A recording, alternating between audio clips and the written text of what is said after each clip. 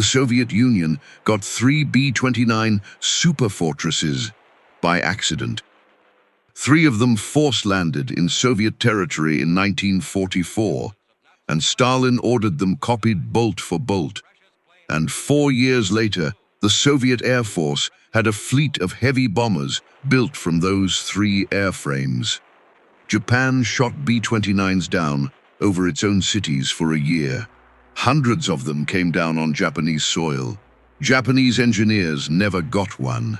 Not one.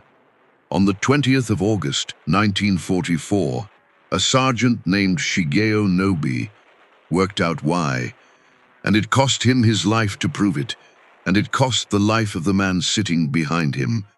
If stories like this one matter to you, a like and a subscribe help them reach the people who care. That morning, 75 B-29s lifted off from airfields around Chengdu in China and turned east toward the Imperial Iron and Steel Works at Yawata on the northern tip of Kyushu. It was a daylight raid, which was new.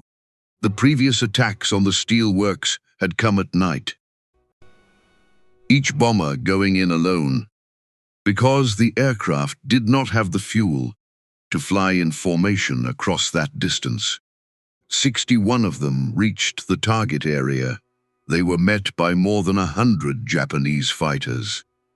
Now hold that number in your mind, because it tells you something before we go any further. 100 fighters against 61 bombers. Japan was not short of aircraft that day.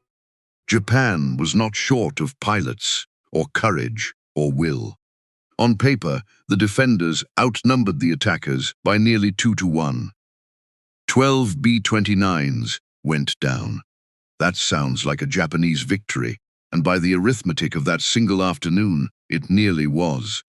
It is one of the worst days the superfortress ever had. But look closer at how those 12 came down, and at what the men who brought them down had to do, and the number stops looking like a victory and starts looking like something else entirely, because one of those 12 was not shot down at all. Sergeant Shigeo Nobe belonged to the 4th Air Regiment, the 4th Sentai, one of 2 fighter regiments assigned to the 19th Air Brigade, which had been formed that June specifically to defend Western Japan against exactly this. The 4th was based at Ozuki Airfield. It flew the Kawasaki Ki-45 Toryu, Dragon Slayer, a twin-engine heavy fighter. The regiment had 35 of them on strength, and by the middle of June, only 25 were operational. And here is a detail worth pausing on. The 4th Sentai had the brigade's best-trained pilots. Not the leftovers, not the boys pushed through a shortened course because the fuel had run out. The best men the 19th Air Brigade had. Nobe was one of them. Behind him, in the second seat, sat his gunner, Sergeant Denzo Takagi. Remember both names. They died together, and only one of them is remembered, and that is worth saying plainly. The B-29s over Yawata that afternoon were flying in tight formation, almost wingtip to wingtip. That was deliberate. It was the defensive doctrine the Americans had brought with them from Europe, refined over Germany, and it worked on a principle of pure geometry. Pack the bombers close enough together, and every attacking fighter flies into the overlapping fire of a dozen aircraft at once. The B-229 made that geometry worse than anything the Luftwaffe had faced. Understand what the Japanese pilots were flying against. The superfortress carried remotely operated gun turrets. The gunners did not sit hunched behind the weapons. They sat at sighting stations elsewhere in the aircraft, in a pressurized compartment, warm, breathing normally, and the guns were slaved to them through electrical systems that did the ballistic mathematics automatically. A gunner tracked a target with a sight. The system calculated the lead, corrected for the bomber's own speed and altitude, and moved the guns. One gunner could control turrets he could not see. If a gunner was hit, his turrets could be taken over from another station. Now multiply that by 61 aircraft flying wingtip to wingtip, and then there was the airframe itself. The B-29 was enormous, and its size translated into an internal toughness that Japanese pilots found genuinely difficult to believe. Cannon shells went through the wing, and the wing kept flying. Control runs were doubled and separated so that one burst could not sever both. There were 4 engines when 2 would keep it airborne. Japanese fighters emptied their ammunition into these bombers and watched them continue on course, unhurried, in formation. The shells went in, nothing came out. That is the arithmetic. And the men of the 4th Sentai, the best trained pilots in the brigade, flew into it that afternoon, knowing it. Sergeant Nobi made a different calculation. We do not know when he made it. We do not know whether it came to him in the air, in the seconds after his cannon fire went into an American bomber, and the bomber did not care, or whether he had worked it out days earlier on the ground, alone. Nobody recorded it. Nobody could have. The one man who might have told us was sitting behind him, and he died too. We know only what he did. He picked the lead bomber of the 468th Bomb Group. Her name was Gertrude C. She carried 13 American crewmen, and Sergeant Shigeo Nobe flew his Kawasaki Ki-45 directly into her. Not a firing pass that ended badly. Not a collision. He aimed his aircraft at the bomber and did not turn away, and he did it with another man strapped in behind him. The Ki-45 struck Gertrude C. and sheared away part of her right wing. The right wing fuel tank exploded. The bomber went over, spun, and fell out of the formation, and all 13 men aboard her died. And then the geometry that was supposed to protect the Americans turned on them. Because the bombers were flying wingtip to wingtip, the debris from that collision, pieces of Nobi's fighter, pieces of Gertrude C., went straight into the next aircraft in the stream.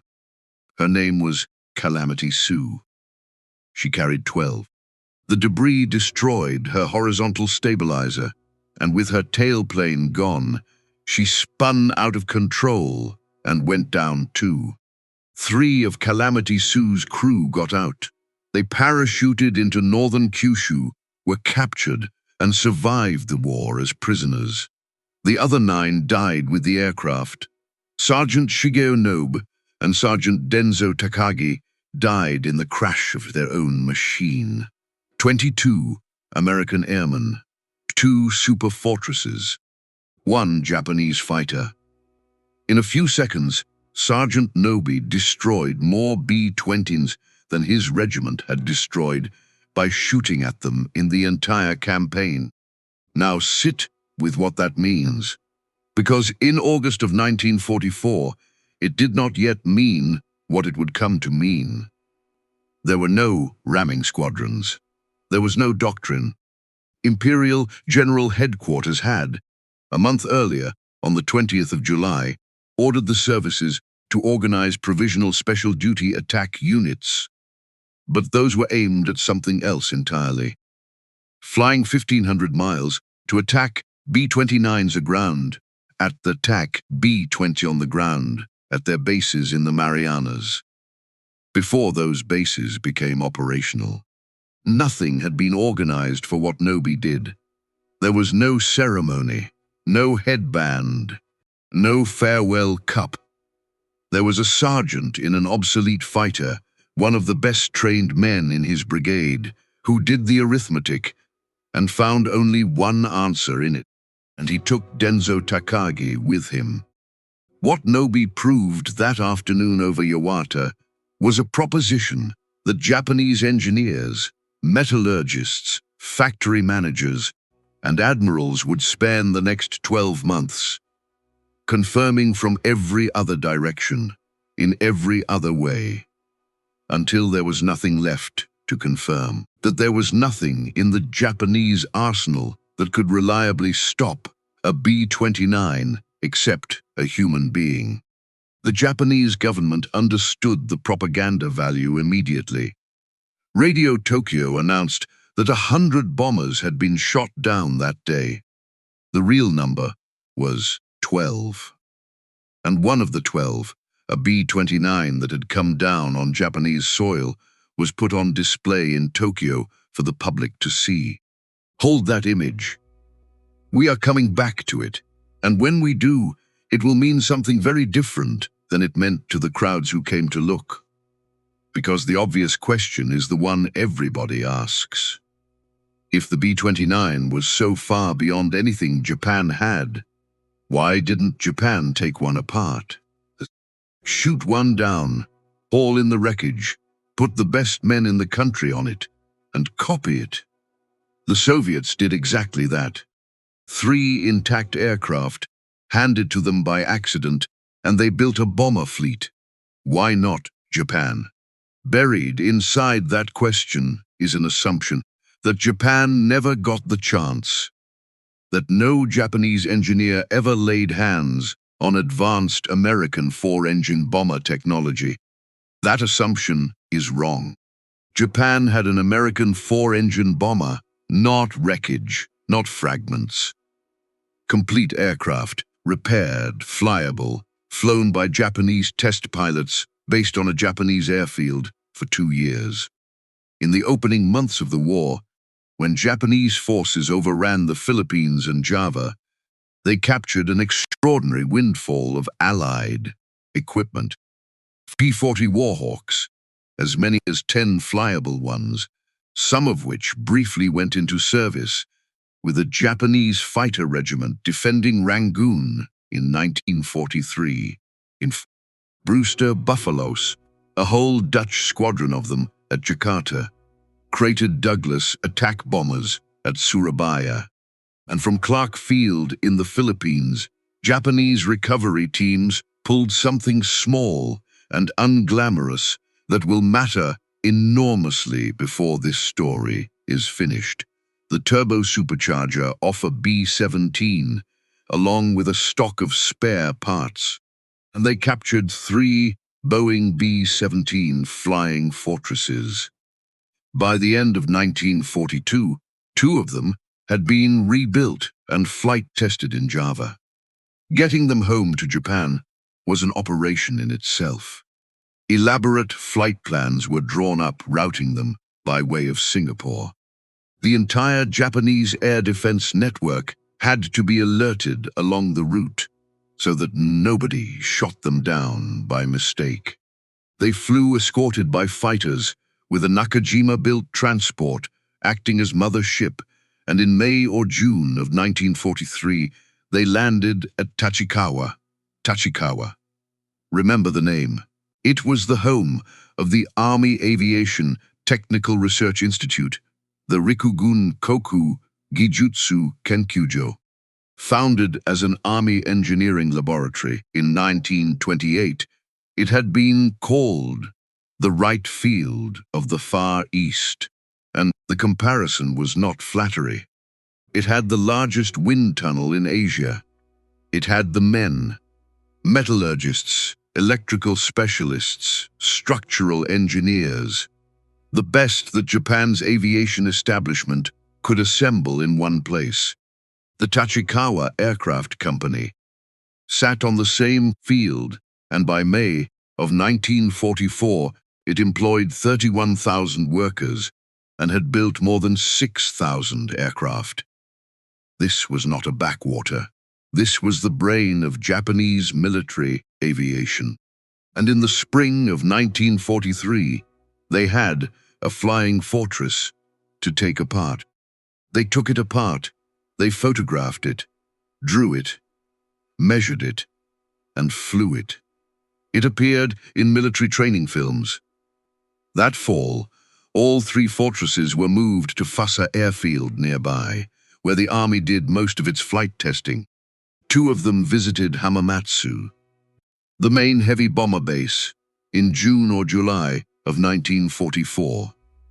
The specific mission is not recorded, but the obvious purpose was comparison. Fly the American bomber against the Japanese bombers and see, honestly, where you stand. The Navy ran a parallel effort at Yokosuka at its first air technical research arsenal. Both services sent specialized investigation teams into captured territory behind their own assault troops, specifically to recover Allied aircraft and equipment. Within the Navy's arsenal, the men who studied foreign aircraft were the same men who designed Japanese ones. Of 327 personnel at Yokosuka and 186 at the Isogo branch, roughly 10 officers, 10 civilian designers, and 150 enlisted men worked on foreign technology. The Army sent out most of the field teams and supplied the Navy with hot copies of its reports. This was a serious, sustained, well-organized intelligence effort by capable people who knew exactly what they were doing. And some of them wrote down what they found. Shizuo Kikuhara studied the B-17. Kikuhara was the designer of the Kawanishi H-8K, Japan's own four-engine flying boat, and by any honest measure, one of the finest aircraft of its type built by anyone during the war. This was not a man who could be impressed easily. He knew what a large multi-engine aircraft cost to design because he had done it.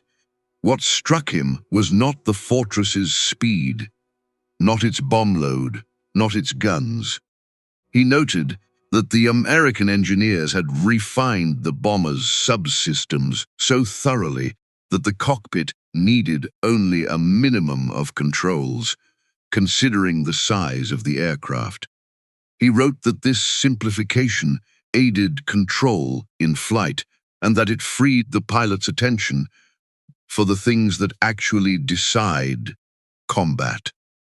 Read that again, because it is one of the very few moments in this story where we can hear a Japanese engineer's voice directly, and he is not saying what you expect. He is not saying the Americans built a better airplane. He is saying the Americans built an airplane that was easier to fly, that they had taken all the complexity and buried it inside the machine, in the systems, where the crew never had to think about it. That is a specific kind of admiration. It is the admiration of an engineer who understands exactly how much work is hiding behind a thing that looks simple.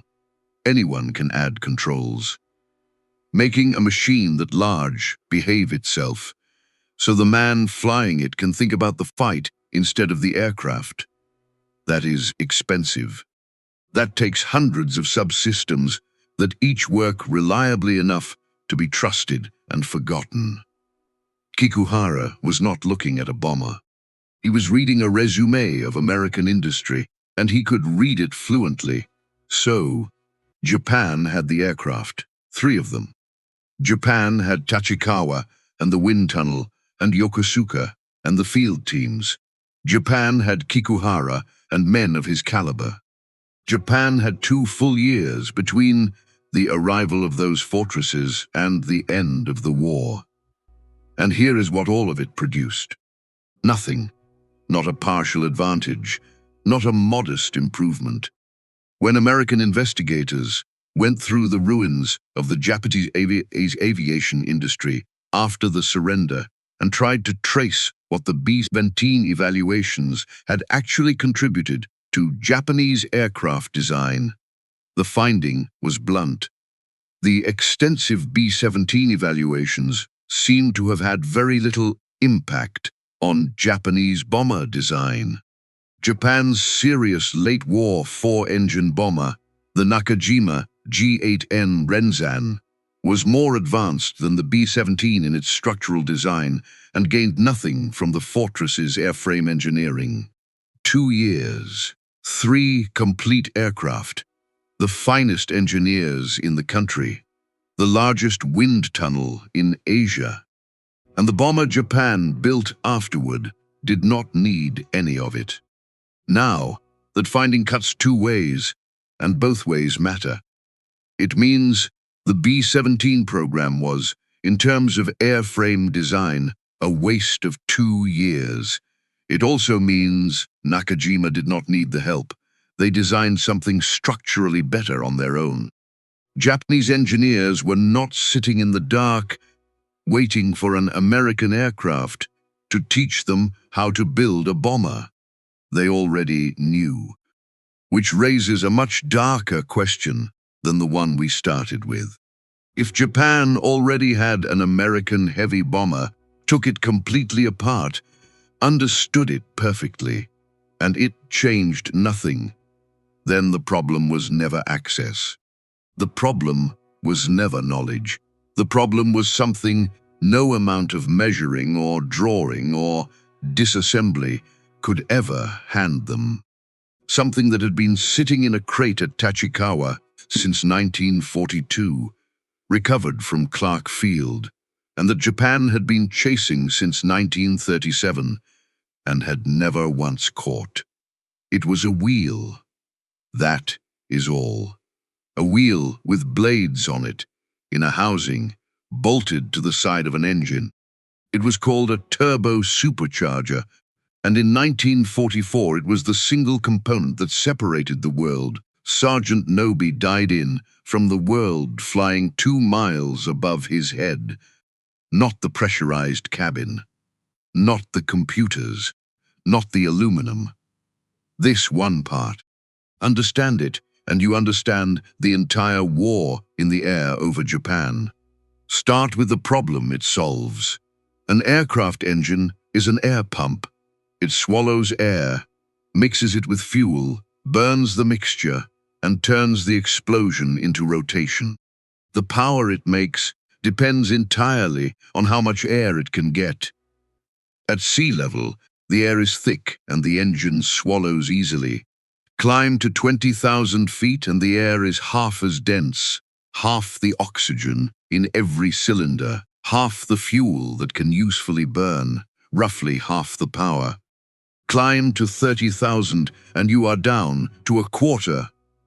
Your 2,000 horsepower engine is now making 500, and it is hauling an aircraft that still weighs exactly what it weighed on the runway.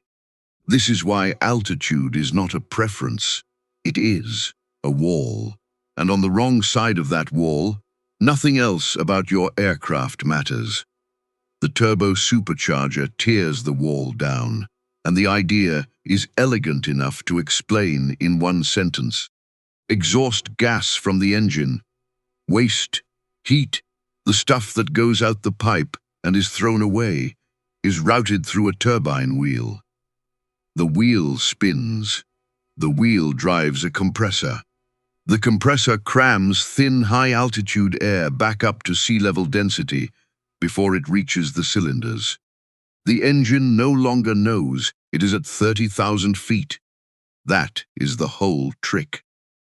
The exhaust you were throwing away pays for the air you cannot get. It sounds like something for nothing, and it very nearly is. Now here is why it killed an empire. The turbine wheel sits directly in the exhaust stream. The gas coming out of an aircraft engine at full power is savagely hot, hot enough to glow. The wheel must spin in that stream at tens of thousands of revolutions per minute, fast enough that the blade tips approach the speed of sound, while centrifugal force tries to tear each blade off its root. And it must do this not for a demonstration, not for a test flight in front of a general, for hundreds of hours over an ocean at night, while a 19-year-old flight engineer shoves the throttles forward because there are fighters coming. There is no clever design that gets you around this. There is no ingenuity solution, no brilliant simplification, no elegant Japanese answer waiting to be discovered by a smarter engineer. The blade either survives at temperature under load or it does not. And whether it survives is decided by one thing, and one thing only: what the blade is made of. And what the blade is made of is nickel, and chromium, and cobalt. Japan did not have them. Not had a shortage. Not had to ration. The Japanese home islands are volcanic rock and rice terraces. There is no nickel there. There is no chromium. Every gram of it came in by ship from Southeast Asia, across sea lanes, that by 1944 had become a shooting gallery for American submarines. Understand the shape of that. The entire southern conquest, the Philippines, Malaya, the Dutch East Indies, the whole reason the Pacific War was fought at all, had been undertaken in large part to secure exactly these materials. And by 1944, the conquest was still intact on the map, and the shipping was gone. The metal was in the ground in Borneo, the engineers were in Tokyo, and in between was the Pacific Ocean, full of American submarines. An empire had gone to war for raw materials and then lost the ability to carry them home. So when Japan tried to build turbo superchargers, this is what happened. They started in 1937. 4 years before Pearl Harbor. This was not a late-war panic project. It was a deliberate, funded, well-understood program begun by serious men who knew exactly what it was for and had time to do it right. Mitsubishi worked on it, Nakajima worked on it, Hitachi worked on it, Ishikawajima worked on it. 4 of Japan's major industrial firms, in parallel, for 8 years. They understood the design. That was never the issue. A turbo supercharger is not a secret weapon. Its principle was published physics, and its geometry was straightforward. And they were not working blind. They had pulled a complete American one off a B-17 at Clark Field in 1942, with spares. They had one in their hands, and they still could not build one. The units they made ran. That is the cruelty of it. They ran beautifully for a while.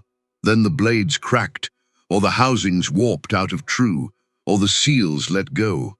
Not after a year, not after a season, after hours. A handful of flight hours, and the thing was scrap. And the aircraft it was bolted to was a 2,000 horsepower engine that only made 2,000 horsepower sitting on the ground. Now follow what that did to a country. There is a list of aircraft Japan designed in the second half of the war, and it is a genuinely impressive list. The Tachikawa Ki-74, the Mitsubishi Ki-83, the Nakajima Ki-87, the Mitsubishi Ki-109, the Navy's Nakajima G8N, the Mitsubishi J2M aircraft. Several were excellent. The Ki-83 was a superb design. American evaluators who flew one after the surrender found it genuinely remarkable. These machines were drawn by capable men who knew precisely what they were doing and precisely what they were up against. Each one was, in its own way, an answer to the B-29. Every single one of them failed. And every single one of them failed for the same reason. Not aerodynamics, not armament, not pilots, not doctrine. They failed because Japan could not make the engines perform at altitude and Japan could not make the engines perform at altitude because Japan could not build a turbo supercharger that survived contact with its own exhaust. 6 aircraft, 6 design teams, 6 companies, 1 wheel. This is the answer to the question the flying fortress left hanging. Japan disassembled a B-17 down to its rivets, and it changed nothing, because a B-17 cannot tell you where to find nickel. The blueprint was never the bottleneck. The blueprint was the easy part. Kikuhara could look at an American cockpit and see instantly what the Americans had done and how they had done it, and that knowledge was worth precisely nothing, because between understanding a thing and building a thing lies an entire industrial civilization. Mines, ships, alloys, furnaces, machine tools, 10,000 small competencies that nobody writes down because nobody thinks to. You cannot capture that. You cannot fly it home from Java with a fighter escort. And the Americans, meanwhile, were bolting 8 of them onto every B-29 that came off the line. 2 per engine, 4 engines, 8 turbo superchargers per airplane, standard equipment, no more remarkable to the workers installing them than a seat rail. 8 of the thing that 4 Japanese companies had failed to build one of in 8 years, per airplane, on roughly 4,000 airplanes. And now consider what that meant for the men who had to go up against them. By the winter of 1944, Japan's interceptor force was in a condition that is difficult to describe without sounding like propaganda. Fuel shortages had cut flight training so severely that new pilots were arriving at their units with a fraction of the hours their predecessors had in 1941. The experienced men were dead, or scattered across the Pacific, or too exhausted to fly well. And the aircraft they were given had been designed for a war fought at 15,000 and 20,000 feet. Combat over Manchuria had already demonstrated it plainly. The Ki-43 Hayabusa and the Ki-44 Shoki simply could not climb to 30,000 feet and fight on equal terms. On the 26th of September, 1944, during a raid on the Anshan Steel Works, B-29 gunners claimed E-11 fending Ki-44s shot down and 9 probables, and did not lose a single bomber. Few Japanese fighters could even fly fast enough above 20,000 feet to overtake a B-29 formation in a chase, which meant interception was not a matter of finding the enemy and attacking him. It was a matter of guessing where he would be, climbing for half an hour to get there first, and waiting, because if you were not already in front of him at his altitude when he arrived, you would never catch him at all. And Japan's anti-aircraft artillery could not reach him either. Few of the guns defending Japanese targets had the range or the fire control to engage a fast formation at that height. It was not until November of 1944 that 12-centimeter guns began to be issued to supplement the inadequate 7.5 and 8-centimeter weapons that had been the backbone of the defense. So this was the situation. The bombers flew above the guns. The bombers flew above the fighters. The fighters that could reach them arrived hanging on their propellers, half-stalled, their pilots slow with cold and thin air, facing 60 aircraft flying wingtip to wingtip behind computer-aimed turrets. The Japanese fighter pilots increasingly perceived their efforts as futile. That is the phrase in the record. Perceived as futile, and they were not wrong. That was not defeatism. That was an accurate technical assessment made by professionals. And that is the ground from which the ramming attacks grew. Not from fanaticism, but from arithmetic. From August of 1944, Japanese aircraft began conducting suicide ramming attacks against B-29s. In October, several specialized units were formally established to do it. Fighters were stripped down, armament reduced, weight removed, because a P-61, with everything taken off it, except a fuel tank, could get up to where the bombers were. And on the 3rd of December, 1944, 9 days after the first B-29 raid on Tokyo from the Marianas, when 111 superfortresses appeared over the capital, and Japan discovered that the war had now arrived at its front door, a corporal named Matsumi Nakano flew a Kawasaki Ki-61 Hien into a B-29, flown by a lieutenant named Charles Fetter. Tail number 42-24735, it came down, and Corporal Nakano did something Sergeant Nobi had not done. He rode his wrecked Hien down, put it on its belly, and walked away from it. Now, this is where the story goes somewhere you would not expect. Japan had just brought down a B-29 over its own territory. The machine that had been flying above their guns, and above their fighters, and above their arithmetic, was now lying on Japanese soil. Tachikawa was less than an hour away. The institute, the wind tunnel, the metallurgists, the men who had taken a flying fortress apart and put it back together and flown it in training films. Here, finally, was the prize. Except that it wasn't. Because when a B-29 comes down from high altitude after a mid-air collision, it does not land, it disintegrates. It comes apart across the sky and arrives on the ground as a debris field, burned and scattered over acres of Japanese countryside. They did not recover much of it. That is the plain historical record, and it is the exact opposite of the story people want to tell. There was no truck rolling through the gates of Tachikawa with an intact fuselage on it. There was no pressurized cabin on a bench. No fire control computer lifted out whole and opened under a lamp while the best minds in Japan went silent. What Japan got from Charles Fetter's aircraft was wreckage, fragments, the landing gear. They never got a B-29. Not that one, not any of them.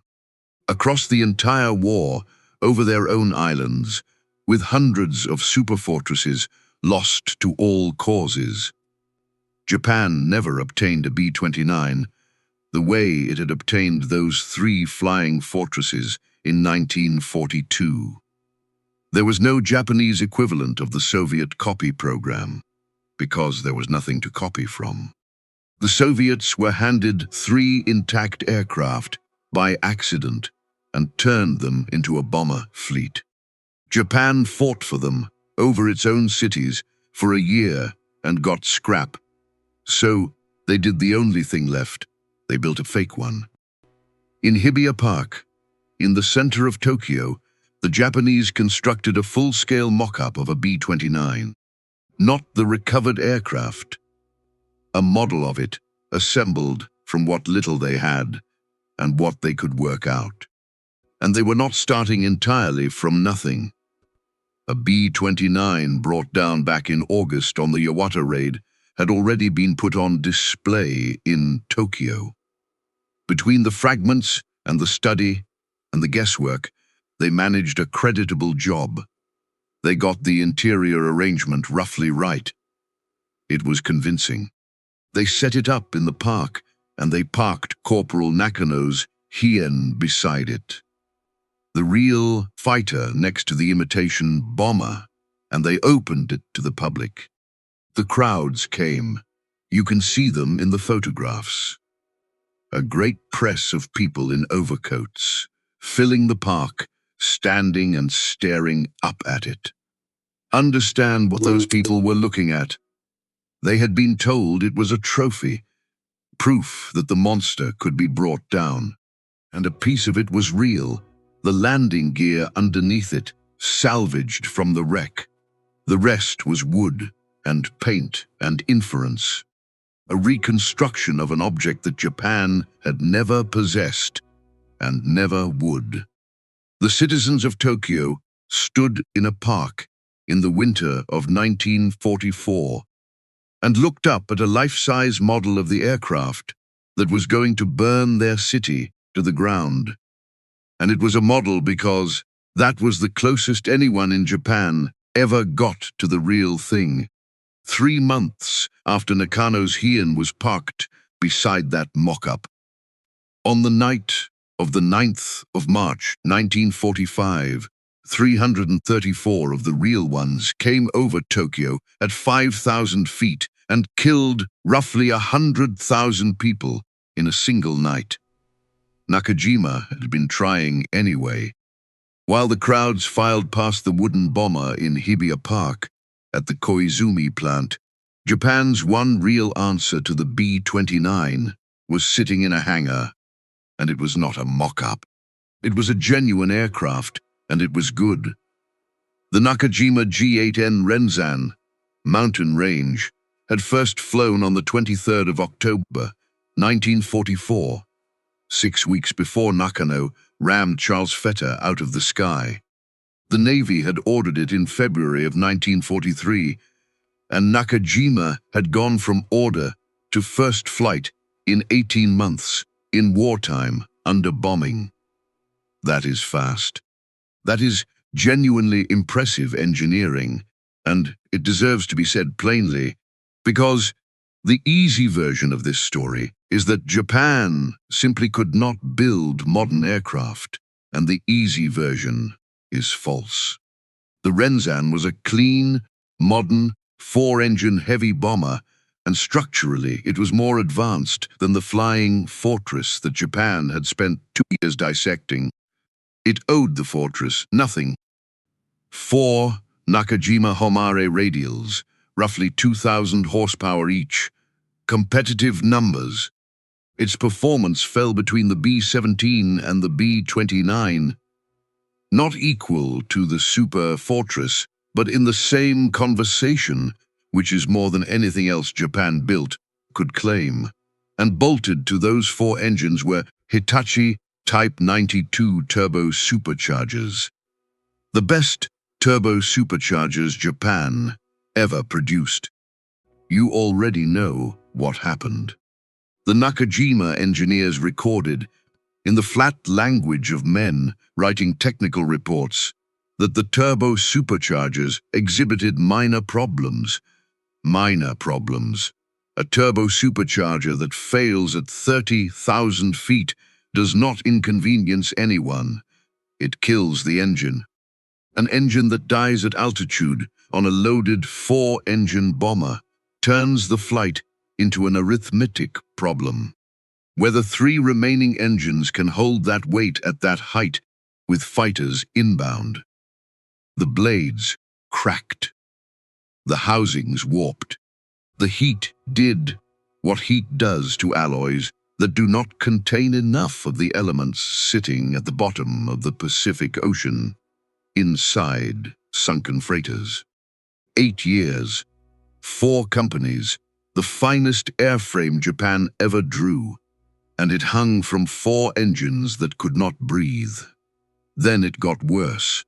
By the spring of 1945, the 2nd, 3rd, and 4th prototypes were coming together at Koizumi. American carrier aircraft strafed the plant and destroyed the 3rd one where it stood. The others sat in pieces, waiting for parts that were not coming. The Navy's plan had called for 16 prototypes and 48 production aircraft by September of 1945. That plan required aluminum. Japan's bauxite came from Southeast Asia, and Southeast Asia was on the far side of the same submarine campaign that had already taken the nickel. The stockpiles were emptying, and in June of 1945, someone at Nakajima wrote a proposal that contains this entire story in a single line. Build the Renzan out of steel, not as a study, not as a weight experiment. As a production aircraft, the G8N3 Renzan Kai, Model 23, an all-steel heavy bomber. Think about what that sentence contains. Steel is roughly 3 times heavier than aluminum for equivalent strength. An all-steel Renzan would have needed far more power simply to leave the ground. Power that would have to come from engines Japan did not have, breathing through turbocharged charges Japan could not build, to achieve performance already inferior to an aircraft America was producing in numbers Japan could not have matched in a decade. It was not a plan, it was a confession, written in engineering notation. The proposal never left paper. The war ended first. Final tally, 4 Renzans, 4 aircraft, total, from the largest aviation firm in the empire, against roughly 4,000 superfortresses. And on the 27th of January, 1945, Corporal Matsumi Nakano climbed into another Heian and rammed another B-29, and survived. Again. Second mid-air collision, second belly landing, second time walking away from the wreckage of his own aircraft. Hold that man in your mind for a moment. Not as a hero, that word does more harm than good here. As a data point. Twice, the most effective weapon the Empire of Japan could bring to bear against most advanced aircraft in the world was Corporal Nakano's airframe and Corporal Nakano. He was extraordinarily lucky, and he was not alone in the pattern. Some key 61 pilots rammed a B-29, took to their parachutes, survived, and were sent back up to do it again, until their luck ran out. And here is the final arithmetic of the whole tactic, and it is worth stating precisely, because it is the number that decides everything. By the end of the war, ramming attacks had destroyed 9 B-29s and damaged 13 more, at a cost of 21 Japanese fighters. 9 out of nearly 4,000 built. Japanese propaganda had claimed 100 bombers downed on the Yawata raid alone. The true figure for the entire ramming campaign, every man, every aircraft, every deliberate collision from Nobe in August of 1944 to the end, was 9. That is what it bought. Men flying into bombers for a year, and it bought 9. So, what did Japan's engineers find in the captured B-29 that made them give up? Nothing. There was no captured B-29.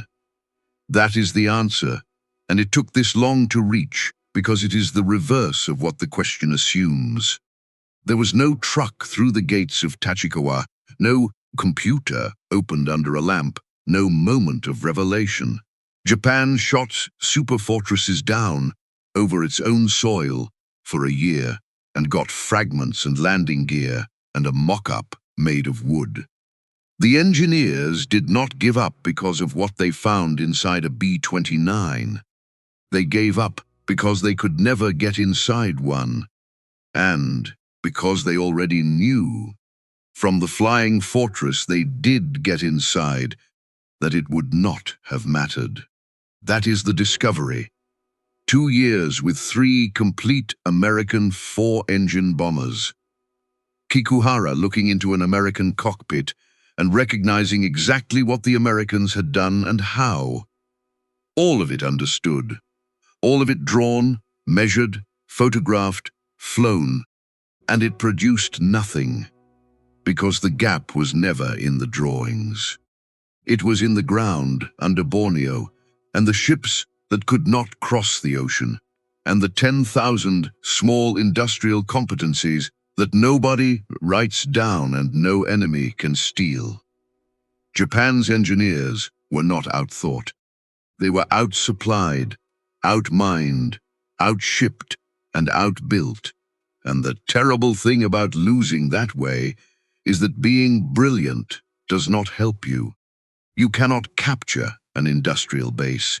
You cannot reverse engineer a continent. In April and again in June of 1945, B-29s of the 29th Bombardment Group came to Tachikawa.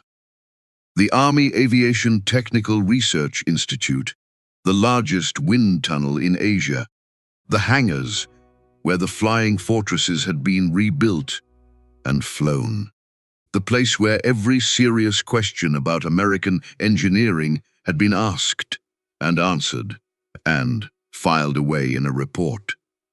The superfortresses flattened it. Most of the airfield was rendered unserviceable. The manufacturing facilities went. The support buildings went. Tachikawa was defended by the Shintentai, an anti-aircraft ramming unit. Men in fighters flying into bombers over the institute that had spent the war trying to understand those bombers. It did not work. On the 5th of September, 1945, the first American troops walked onto the field. The Rikugun Koku Gijutsu Kenchujo, Japan's right field, the finest technical mind the country had, was destroyed by the aircraft it was never permitted to examine. That is the whole war in one image, not the atomic bombs, not Midway, a research institute reduced to ash by a machine its own engineers had only ever seen in pieces, defended in its final months by men who had run out of every answer except their own bodies. There is a painting in the Tokyo branch of the National Museum of Modern Art. It was made by Nakamura Kenichi, an established artist the Japanese command engaged to paint battle scenes, to hold up public morale. It hangs in a room with 5 others he painted: Malaya, the Coral Sea, Kotabaru, Guadalcanal.